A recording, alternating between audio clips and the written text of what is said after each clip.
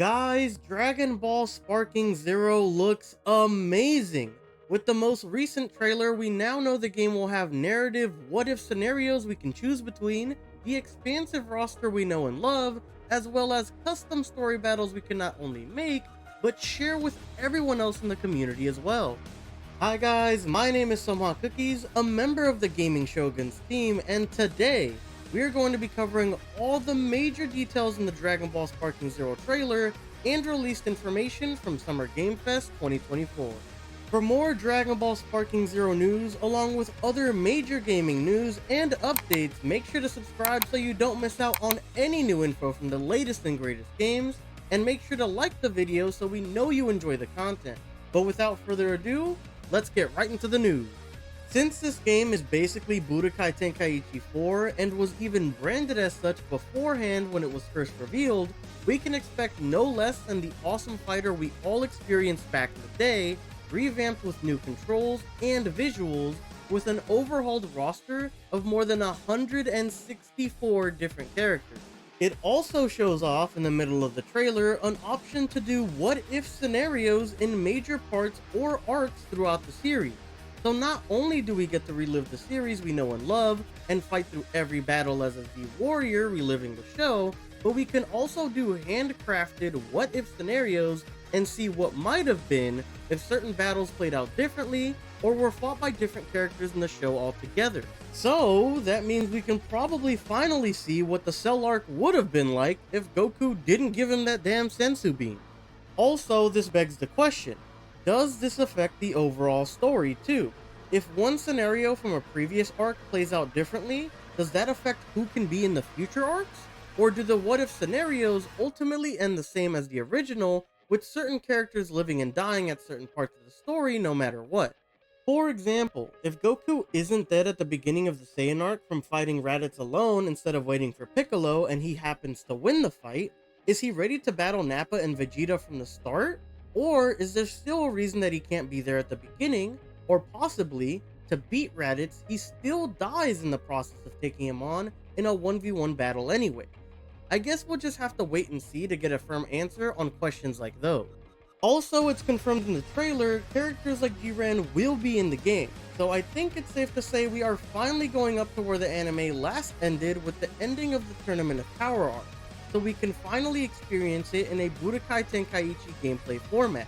And not only that, but there might be some really cool what-if battles during that tournament too. It's possible we can even have the differences shown in the manga start to bleed through on these what-if scenarios for the Tournament of Power arc. The game is officially revealed to be coming out October 11th, 2024 at the end of the trailer, with pre-order bonuses of getting 6 characters early, being Gogeta and Broly base versions, and Super Saiyan versions, along with a Super Saiyan Blue Gogeta and a Super Saiyan Berserk Broly, playing off of one of the most recent and massively successful movies of course, Dragon Ball Super Broly, which is chronologically right after the Tournament of Power arc, and seeing as it's advertised as an early unlock, maybe the movie and its fights and characters are either early DLC that comes with like the season pass, or the last major arc in the game. It also teases another bonus playable character for pre-ordering, but they currently are a mystery. At the end of the trailer, they also unveiled the Premium Collector's Edition, which comes with a ton, and we will be breaking down all of its contents of this version and all of the other versions available in a later video to come. But before leaving the topic of these collections, in the Season Pass promotion, they mentioned they will be adding 20 plus characters from both Dragon Ball Super Hero and Daima. Super Hero being the most recent movie with Gohan as a lead, and Daima being the last project Toriyama personally worked on before his untimely passing, being a new original show for the series. Now, moving on to their official website for the game, they also teased a couple of things not really touched on in the trailer, which is more details of the what-if scenarios in the story, along with how you can play the game once it's released. One of these tabs states, blaze a new path, conquer the action-packed battles from the beloved original story, or discover and unlock encounters for your favorite Z fighters and more. Relive your favorite moments from the series through cutscenes you can experience from the perspective of 8 characters. So from what it sounds like here, Basically, it hints that you can go through all of the arcs in Dragon Ball Z, and assumingly now Super, while being able to play through as one of 8 available Z fighters through these arcs and scenarios. Another major detail is listed as follows on the website. Create, play, and share. Recreate your favorite battles from throughout the Dragon Ball story, or set up your dream story battle with your favorite characters. Share your creations with other fans and experience the battles brought to life by imaginations around the world. This to me, as mentioned earlier, sounds like real battles and scenarios throughout the story of Dragon Ball, but you can interchange characters in these scenarios. And it's not just like a 1v1 where you choose the characters in the map and you kind of just pretend that they're in that scenario, but it has an actual story element with those characters that can be made by us, the fans.